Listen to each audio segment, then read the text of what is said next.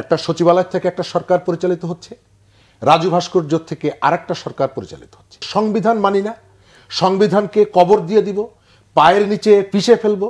তাহলে রাষ্ট্রকে সংবিধানের বাইরে নিয়ে যাওয়ার একটা প্রবণতা এদের মধ্যে কিন্তু আছে। আমি দেখতে পাচ্ছি এই সময়কালে কিছু কিছু ইস্যু নিয়ে আসা হচ্ছে মূল এজেন্ডাগুলোকে বাইপাস করে, মূল এজেন্ডাগুলোকে পেছনে ঠেলে দিয়ে মানুষের জীবন ধারণের যে অধিকারগুলো আছে, আপনি দ্রব্যমূল্য থেকে শুরু করে আইন শৃঙ্খলা থেকে শুরু করে আজকেও টেকনাফ থেকে ২৭ জন মানুষ অপহরণের শিকার হয়েছে, যখন স্বরাষ্ট্র উপদেষ্টা সেখানে ছিলেন। উদ্ধার করা হয়েছে।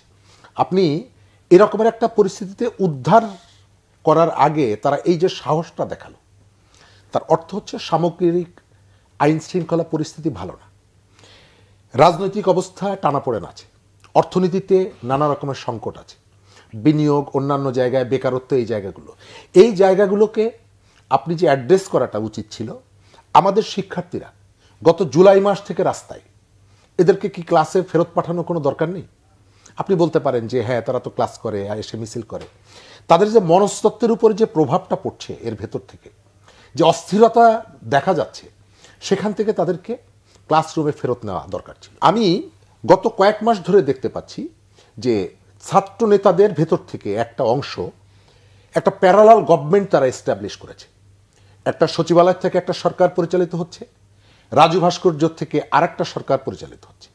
এখান থেকে যে কতগুলো দাবি প্রতিনিয়ত আপনি দেখেন, এই সরকারের কাছে বিভিন্ন সেকশনের মানুষ ক্ষুধা নিবারণের জন্য সরকারের কাছে দাবি তুলেছে, কিন্তু এই যে ছাত্র নেতাদের ম্যাক্সিমাম সময় সরকারকে প্রচণ্ড প্রেশারের মধ্যে যারা ফেলেছে তারা এরা। গত কয়েকদিন ধরে আপনি যেটা দেখছেন যে ৩১ তারিখ কি হতে যাচ্ছে, সারা দেশে মানুষের যে উদ্বেগ উৎকণ্ঠা, কেন? কারণ হচ্ছে যে তাদের যে বক্তব্যের যে টোনটা ছিল, যে আমি সংবিধানকে, আজকে তাদের যে ক্লোজিংটা রবিউল ভাই চমৎকার বলেছেন, আমি এটাকে সমর্থন করি। আপনি এই গণঅভ্যুত্থানের ভেতর থেকে যারা অংশগ্রহণ করেছেন, আমি আবার বলি যে তারা হচ্ছে এই গণঅভ্যুত্থানের ক্লোজিংয়ের যেটা বিজয়ের সময় যে পরিবর্তনটা হয়েছে, এর চ্যাম্পিয়ন তারা। আজকে তারা যে দাবিটা করেছে এটি যৌক্তিক, কিন্তু তার আগ পর্যন্ত যে অবস্থানটা ছিল যে সংবিধান মানি না, সংবিধানকে কবর দিয়ে দিব, পায়ের নিচে পিষে ফেলবো, তাহলে রাষ্ট্রকে সংবিধানের বাইরে নিয়ে যাওয়ার একটা প্রবণতা এদের মধ্যে কিন্তু আছে।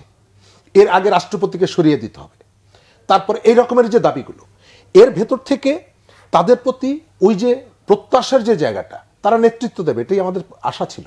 ১৬৫ জন তরুণ সমন্বয়ক, বাংলাদেশের পার্লামেন্টের অর্ধেক সদস্য সংখ্যা, তারও বেশি। এই নতুন নেতৃত্ব এসে আমাদের জাতিকে নেতৃত্ব দেবে। কিন্তু আমরা এই সময়কালে যে জিনিসগুলো দেখতে পাচ্ছি, আমাদের প্রত্যাশার জায়গা থেকে অনেকটা, আমাকে যদি জিজ্ঞেস করেন, প্রত্যাশার অনেকটা বৈপরীত্য আমি দেখতে পাচ্ছি। আপনাকে এখন ওই মার্চ ফর ইউনিটি, ঐক্যের জন্য আপনাকে মার্চ করতে হচ্ছে, ঐক্যের জন্য আপনাকে 2 দিনের ঢাকায় সম্মেলন করতে হচ্ছে। কেন? আমরা জুলাই আগস্ট মাসের যে ইউনিটিটা হয়েছে, ডান বাম উগ্র মধ্য কে ছিল না, সবাই তো এসেছে। স্টাডি সার্কেল থেকে শুরু করে একেবারে সাধারণ মানুষ, পরিবার সহ এসেছে। সেখানে গত 5 মাসে সেই ইউনিটিটা কেন থাকলো না? এখন আপনাকে কেন বলতে হচ্ছে যে আমরা আবার ঐক্যবদ্ধ হতে হবে? এই ভুলটা কোথায়? আমি যেটা দেখছি, আমার অবজারভেশন হচ্ছে এই জায়গাটায় আপনি যখন পর্যায়ক্রমে, আজকে আপনি যদি বলেন, আমি বিএনপির রাজনীতি করি না, কিন্তু পর্যবেক্ষক হিসাবে আমি তো কতগুলো তাদের স্যাক্রিফাইসের জায়গা দেখি। আজকে যে কয়েকটা প্ল্যাকার্ড আপনি ব্যবহার করেছেন, খুবই আপত্তিকর। এখন আপনি বলতে পারেন যে কর্মীরা নিয়ে এসেছে, তো কর্মীরা নিয়ে এসেছে, নেতারা এটি দেখবে না? কি প্ল্যাকার্ড? মির্জা ফখরুল ইসলাম আলমগীর এবং ওবায়দুল কাদেরকে ইন্ডিকেট করে, তাদের নাম ব্যবহার করে, তারপরে হচ্ছে যারা ভোটের দাবি করছে তারা দেশকে দুর্নীতির দিকে আবার নিয়ে যেতে চাচ্ছে। প্ল্যাকার্ডগুলো আছে, সোশ্যাল মিডিয়া আছে, মিডিয়াতে আছে। তো এই জায়গাগুলো তো আপনি যদি এই আচরণগুলো দেখাতে থাকেন, এবং এই যে জমায়েতটা হয়েছে, এখানে তো লাখ লাখ মানুষ আসেনি, কিন্তু শহীদ মিনারের মধ্যে এই যে প্ল্যাকার্ড, এই প্ল্যাকার্ড স্টেজ থেকে দেখা গেছে, সেই প্ল্যাকার্ড আপনি সরিয়ে দেবেন না। আপনার তো এই জায়গাটায় যারা এই আন্দোলনের স্টেক হোল্ডার ছিল, তাদের মধ্যে এই বিভাজন তৈরি করার তো আপনার উচিত হচ্ছে না। এবং এই বিভাজন তৈরি করার ভিতর থেকে আপনি যে ইস্পাত কঠিন ঐক্য হয়েছিল এবং এই সুবিধাটা ভোগ করবে কারা, যাকে আপনি বিতাড়িত করেছেন, সে তো চায় যে আপনি নানা ভাগে এখন বিভক্ত হয়ে পড়েন, তাহলে তার জন্য সুবিধা হয়। সেই কাজটা আপনি করে দিচ্ছেন, সেটি জ্ঞাতে হোক অজ্ঞাতে হোক।